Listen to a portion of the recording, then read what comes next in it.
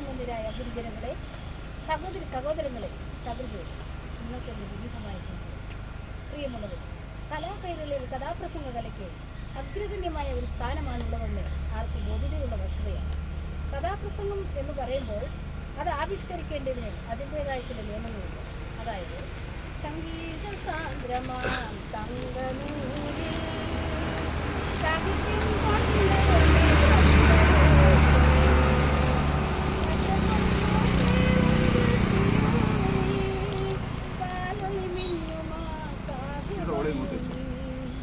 സംഗീതവും സാഹിത്യവും ഭാവാഭിനയം കൊണ്ട് സമ്പുഷ്ടമാക്കി മന്ത്രമധുരമായ പശ്ചാത്തലങ്ങൾ അണിയിച്ചൊരുക്കി അങ്ങനെ കലാസ്വാദകരുടെ കാതിനും കണ്ണിനും കരളിനും കലർപ്പില്ലാത്ത പദാർത്ഥം പറഞ്ഞു കൊടുക്കുന്ന ചുമതല കലാകാരനുള്ളതാണ്.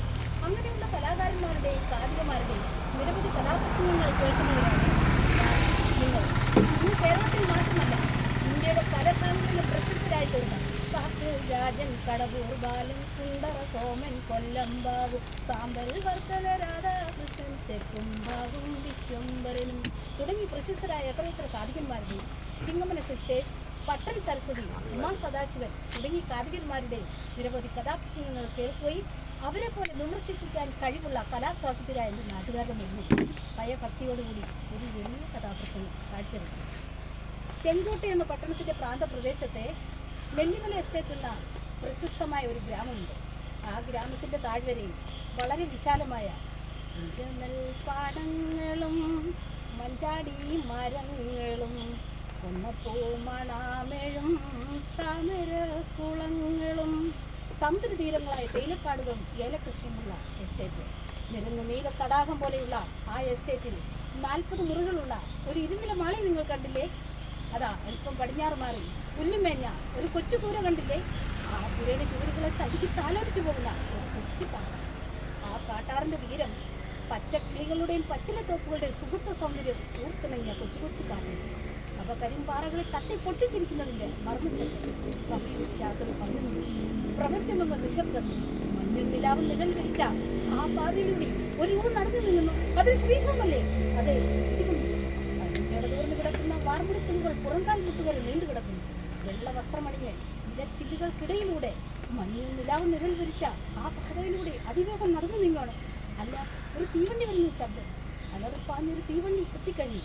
ആ രൂപം കൈകൾ കൂപ്പി കണ്ണുകൾ അടച്ച് ആ ട്രെയിൻ പാളത്തിൽ കയറി കഴിഞ്ഞു.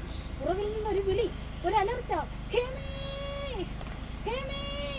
ആ വിളി ആ ഗ്രാമം മുഴുവനും മാറ്റിലുകൊണ്ട് ചിലരുകൾ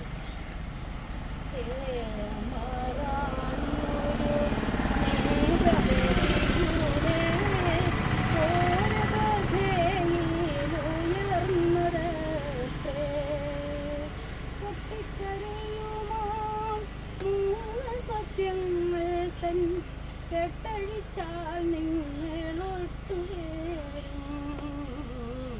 കെട്ടഴിച്ചാൽ നിങ്ങളൊട്ടുവേരും. ആ സ്ത്രീരൂപം ഏതാണ്? എന്തിനവൾ ആ തീവണ്ടിക്ക് മുൻപിൽ ചാടുവാൻ തയ്യാറായി?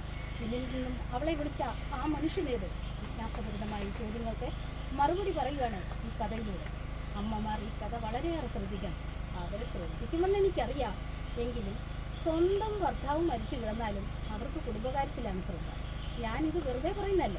എരുമേലിക്കടുത്ത് കരിനിലം എന്ന് പറയുന്ന ഒരു കൊച്ചു സ്ഥലം, അവിടെ മുരിപ്പേൽ മത്തായി ചേട്ടൻ എന്ന് പറയുന്ന ഒരു കൊച്ചു മുതലാളിയുണ്ട്.